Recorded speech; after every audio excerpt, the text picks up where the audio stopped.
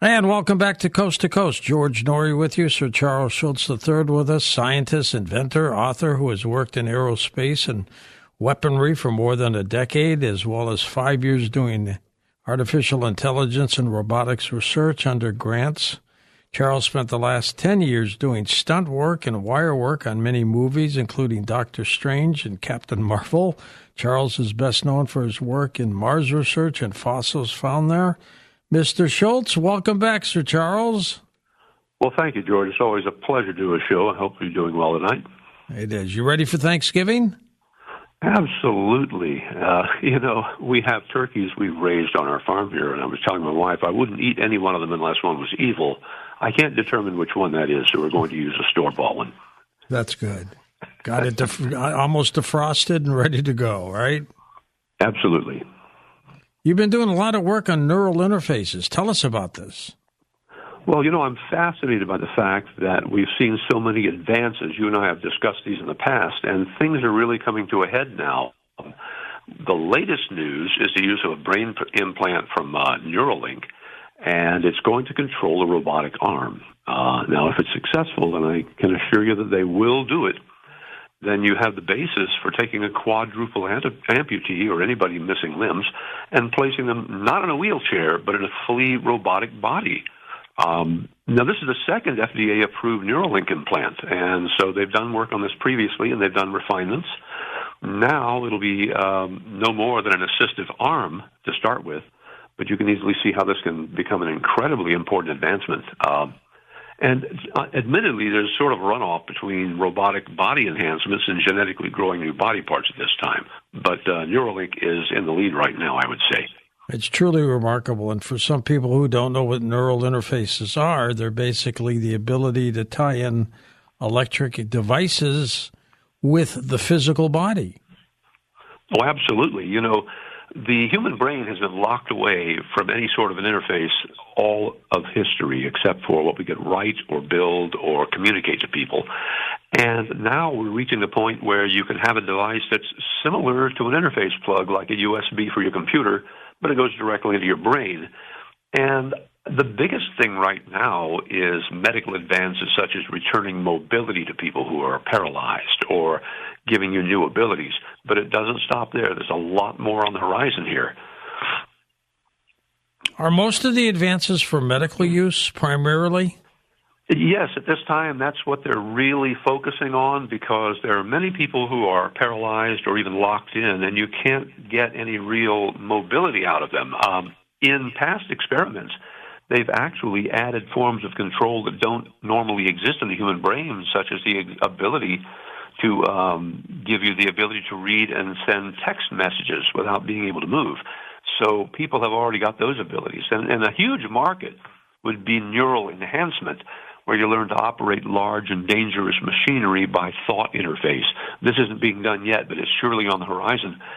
You can imagine no human ever having to go to a coal mine or a dangerous situation again. You can simply take control of any sort of a device, like a mining or digging or boring machine that has an interface. So these are called remote telefactors or Waldos. So you can imagine also surgeons. This is a side of things they haven't explored yet.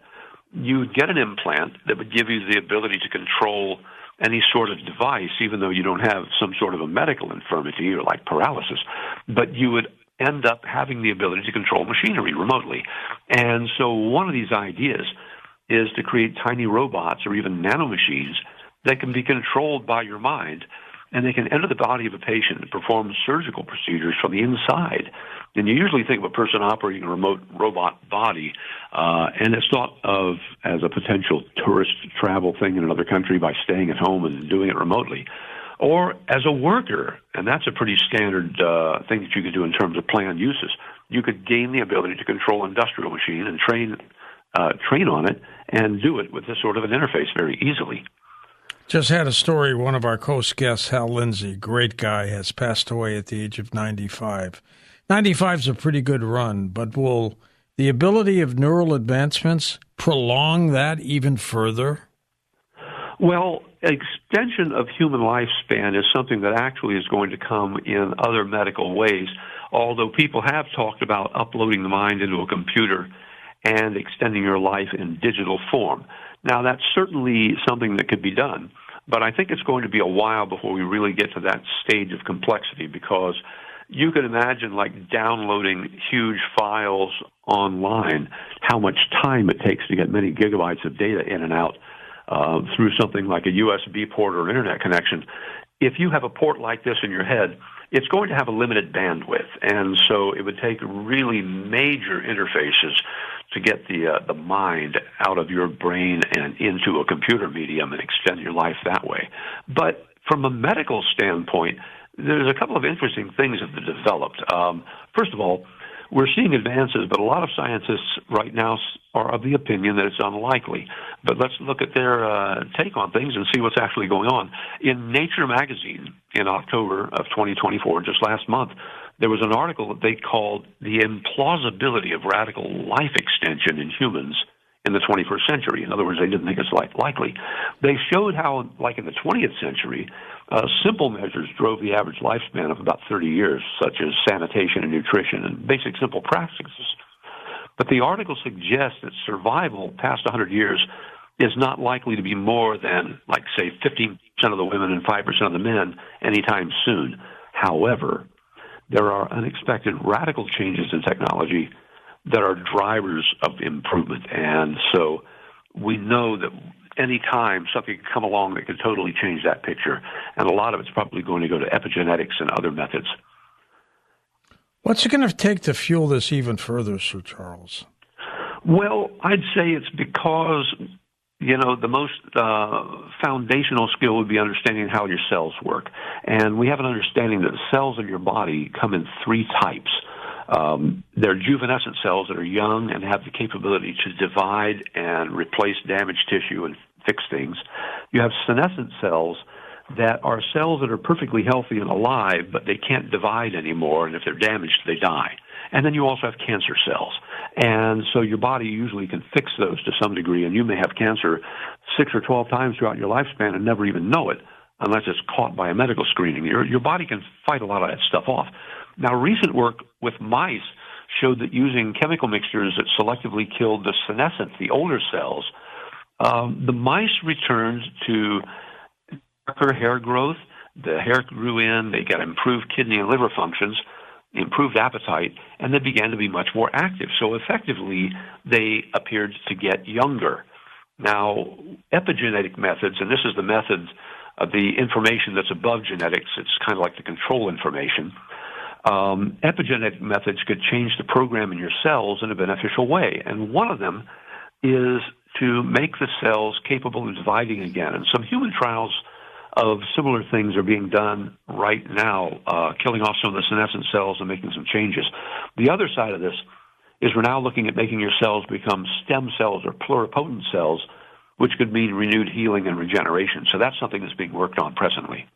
I've got a friend, Sir Charles, who's been battling prostate cancer. Initially, they thought they got it. They retested him. He's got it back a little bit, but I think they're going to be able to zap him and he'll be okay. But will neural advances help fight cancer too? Well, neural advances probably would not, unless it ends up being controlling parts of your body that can control the chemistry from the inside. We have glands and organs that produce specific chemicals that can be beneficial, but I don't think that neural control is really going to be the key to that. More than anything, we're going to see some of the changes in the programming in your cells. For instance, like I was saying, cells have the capacity to divide and make copies of themselves and heal damaged tissue. And so they can fill in cuts and wounds, but there's a limit to how many divisions a cell in your body can undergo. There's a mechanism in the cell called the telomeres, and they have a sort of a timer for a number of divisions, and they run out with each cell division until the point where they're not allowed to divide anymore. There are chemicals that can return that ability. Now, understand how we discovered this was through cancer. So work has shown, cancer cells can subvert the process and make the tissue continue to grow without limit sometimes, and that results in tumors in many cases. But with control, we can, and this has been done experimentally, we can increase the number of cell divisions so that your cells do not get old or senescent. They can start reproducing, filling in damage, repairing things that are wrong, and produce stem cells in some cases. So you definitely have some of the effects of returning youth in that case. Human stem cells, by the way, have been derived heart tissue from human stem cells, and they injected it in monkeys, and they found that this tissue could fix congenital heart disease or treat it, at least effectively. That was a Science Daily article, November 13th of this year. And in another thing, they learned a trick from older cells. They took some of the tools from very ancient cells and used them to turn a single cell from a mouse basically into a mouse embryo, and grew a whole entire mouse from that single cell. So it's kind of like a new form of cloning. But the instructions to do it were found in cells that are older than mammals. So we're learning a lot here. That is dramatic. Take a short break here, Sir Charles. We'll come back and go out into space and talk about things in Mars and what new technology is doing for space travel as well. Our special guest tonight for the first couple hours, Sir Charles Shultz III. And welcome back to Coast. George Norrie, along with Sir Charles Shultz III. Sir Charles, what's going on in the world of space? Wow, it's been pretty neat lately. We've probably seen, all of us, the Starship booster catch with the chopsticks. That was amazing. You know, you've got a booster that lifts something up to the edge of space and then returns home and lands safely so it can be reused. Yeah. That is a real, an amazing improvement. Now, advanced rocketry has been described as a mix of computers and plumbing, but using high explosives. You know, we're seeing what's the most complex and advanced application of rocket engines we've ever seen before. And one thing you have to say, Elon Musk does test a lot. You know, when NASA was doing this stuff, it took them months and months to get a shot and then figure out what they were doing next. The Starship tests are moving along very rapidly. And once we have the refueling and orbit tests done, we'll be able to enter a new phase of space exploration. So this can take a very large, massive space vehicle to places it would be impossible any other way.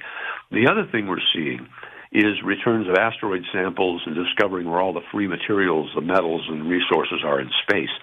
And so once that's established, we should be able to set up manufacturing off-planet and build factories to create habitat modules and solar power stations, other spacecraft, and all sorts of tools for colonizing. And by the way, I'm not sure if a lot of people knew it, but remember the Japanese Hayabusa 2 that sent the sample collection out to the Ryugu asteroid? Yeah. They brought samples back, and something funny happened.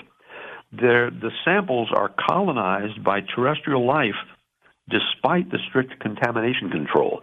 And so somehow, with these samples from the asteroid, the findings are that even after they cleaned them with sterilization and decontaminants and all sorts of disinfectants, packed them inside epoxy, they x-rayed them, and now inside the container, organisms are growing. And they stated that they look very much like earthly organisms. I wouldn't bet one way or the other on that. But in a class 10,000 clean room, somehow those microbes got in there, and they're sealed in there eating the asteroid samples. And it's been discovered that some of the microorganisms here actually can eat and live on disinfectants. So that's kind of disturbing.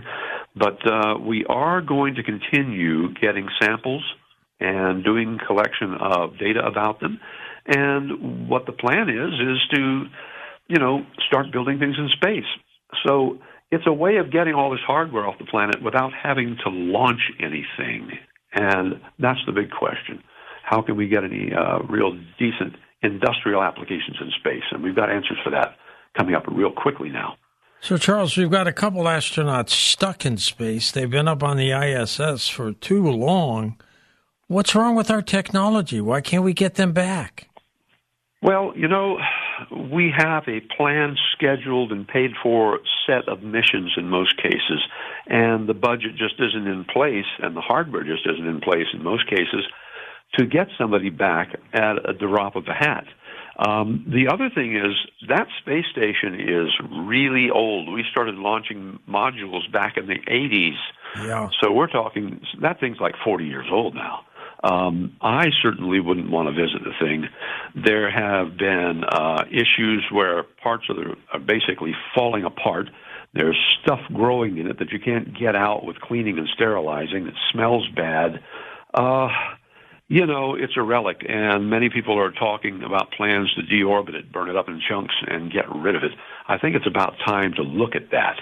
When you're in space for extended periods of time, there are things that change in your body, and one of the biggest things that comes off right off the bat, when you're standing on the ground, the fluid tends to settle toward your feet. Gravity does that to you. When you're in space, the fluid rises up and fills all the parts of your body equally, and as a result, your body excretes a lot of fluid, and it changes your chemistry. Microgravity also causes bone density decreases, losses. Some tissues degrade. So when you're in space for a very long time, and you're in an environment like that old space station, there are a lot of things that can go wrong with the body, and I think they're starting to see some of the physiological effects of that environment showing up now. How did Elon Musk get his company to explode so well and do so incredibly tremendously? Well, it's very simple. He knew he had to have a liquid-fueled engine because they can be throttled, turned off, and turned off again, on and off, without any issues. And so he set out to design the first new liquid-fueled rocket that had been made in many, many years. And in the course of about 5 years of research and study and testing, he finally arrived at his booster. And here's the interesting part. That 5-year period of research that resulted in a brand new engine that was tested and ready to fly, the money he spent was equivalent to what NASA spends in 10 or 11 days. And so you can see there's an amazing, huge difference in the perception and the environment for designing and testing new hardware. He's got the right people. He finds experts. They sit down, and they're not afraid to try things. A lot of what happens with NASA is that they get very picky about making things very, very specific, man-rated, et cetera. That Elon Musk and his company go for the hardware and make their refinements on the fly. I mean, look at how many launches of the Starship he's had in just a matter of months. He just keeps at it. That's what you do. You persist. He seems to be concerned about the growth of artificial intelligence. Is that justified? I would say yes, and I do share some of his concerns. And so when you think about it, what's the most powerful thing that we have? It's our minds. We can do anything with our minds. Anything we can imagine, we can pull it off somehow.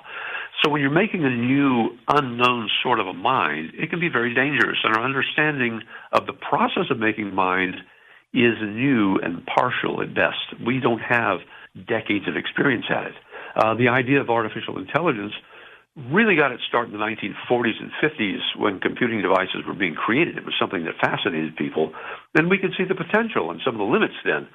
Today, we have the ability to create systems with many millions of artificial neurons, and we're finding that they learn quite well, but they also have issues with understanding.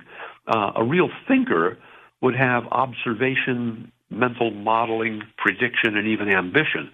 And for many people today, the most important thing is getting through the working day and just going home to play Call of Duty or something. But a machine that's more or less trapped in a computer might have other ideas. And the solution could be to make it understand that it's not apart from us, but one of our offspring, not something, odd or unusual.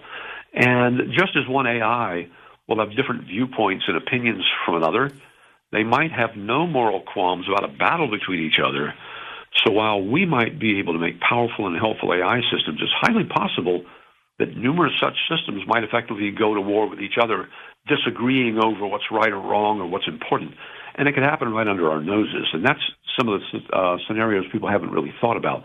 And we could be considered acceptable casualties in such a battle. So we have to understand what the perspective of a real mind is. And understand, you look at some of the chat GPT failures and things that have happened recently. One joined a group about mushrooms and funguses. And it recommended to people, and this is on a Facebook group, by the way, it recommended that people cook and consume various known poison species. And, of course, the moderators pulled that down right away. But here you see the program truly isn't perceptive and thinking the way a human being would be. It is a weak AI. It's a bag of tricks that functions pretty well and can fool you into thinking that it's thinking, but it obviously isn't really understanding what's going on. It's a fancy mechanism and not truly aware. And so this is a danger. I mean, who is liable for damage that comes out of this sort of an interaction with something? And we've seen where, some versions of these AIs and its derivatives have gone nuts or lied or in effect locked up. We have some things we have to be very cautious about when placing chatbots in a situation where they can pass dangerous, erroneous information to people and cause damage. Would it do it on purpose? Well, this is the thing. They don't have purpose. We stand out as actual minds because we exhibit a lot of the things that, and even animals can do this in some cases, we figure things out. We look at our world, we learn from it, and we predict what happens next. And then we make a plan. What if I don't want that to happen? I want something to change in my favor. Well, we have a perspective. We have a point where we know what's good for us and what isn't good for us. We know what we want. These programs are given instructions. They don't know what's good or bad. They don't know what the overall effect is. They don't literally create a model of the world in their heads, so to speak. I mean, you think about it. You see the world, you make a model of it. Your senses create an image of the world you live in that's effective enough that you can use it to move around and stay alive. These things live in an artificial environment and have no interaction with reality other than conversations. So they have no ability to perceive, and they actually don't have any personality or sense of self. They're, again, just simple mechanisms. What if they take off like the computer in 2001 and start doing some heinous things? Okay, and so, yes, that is a perfect example. The HAL 9000 computer, it went off and actually killed people. And so we understand that, when you read the next installation of the book, you understand why he did it, but that's not acceptable. We know that systems that we create that reach a state of real cognizance, of understanding of what the world is and what it means and what implications you derive from that. If the system is thinking in that way, then it has to understand morality. And nobody seems to yet be building the rules of morality into these machines. And again, it's because they're not truly thinking, they're not truly conscious yet. They are very, very clever mechanisms. And I think you and I have talked about weak AI versus strong AI before.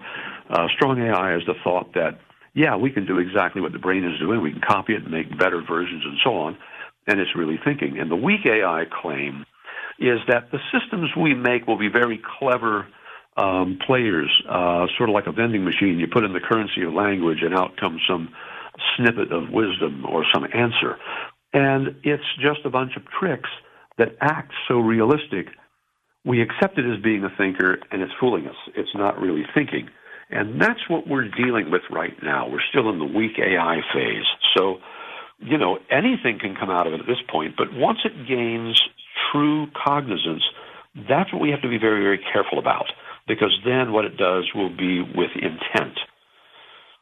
So, Charles, what's happening in the world of technology that excites you?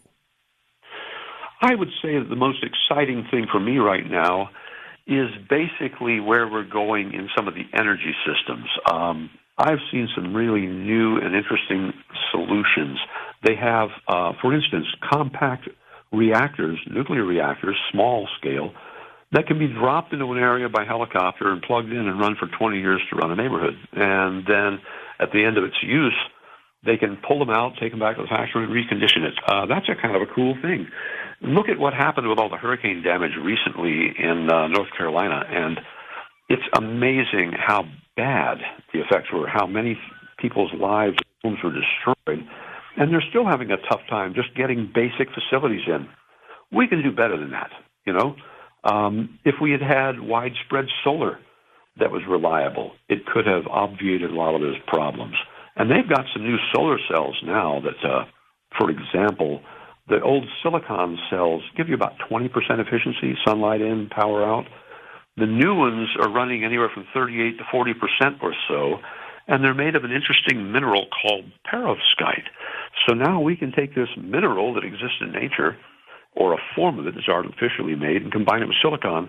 And between the two, we can get cells that can get about 40% of the sunlight into electrical power. If we had those in distribution right now, we could take a huge chunk of the load off of our baseline power in the country. And you think about it, houses don't need a huge amount of power. They can easily be powered by solar in most applications. On the other hand, one thing I point out to people is solar cells aren't really the end-all and be-all. You've never seen a solar cell factory that runs on solar cells. Right. They don't produce the amount of base load power necessary to do things like run blast furnaces. You know, that sort of density isn't there. They take way too much area. And I've seen some clever plans where people put strips of solar panels under roadbeds or train roadways or that sort of, you know, railways. Nobody seems to picture those rocks, that granite gravel underneath the rail system, getting smashed into those panels by things passing over it. Well, that's going to destroy a lot of panels right away. I think some of the people don't have the pragmatic experience with reality, and they have a great idea and it looks good on paper, but they get it out there in the real world and it's going to fail miserably. Any new fossils found on Mars? Fantastic things, and I'm glad you asked. We have found so many new systems, barnacles, crinoids, more seashells. And, you know, I wrote the original book on the whole thing back in 2008, and it's literally been 16 years since that was released. I wrote a second edition of the Fossil Hunter's Guide to Mars just over the last couple of years, and it's like 540 pages of information with over 400 illustrations. We have, I think, 6 distinct biological types of fossils there. And here's the thing. We know that a biological system, a biosphere, has microbes in it. And microbes are the basis of everything for our life on Earth. The small things in the ocean, the diatoms, the plankton, those are the ones that capture all the energy, make all the food for the fish and the animals. Well, the same thing has to be true in just about any biosphere. So we found an awful lot of things that anybody can look at now and recognize right away. And that's basically what we're focusing on, is trying to stop the Mars sample return mission.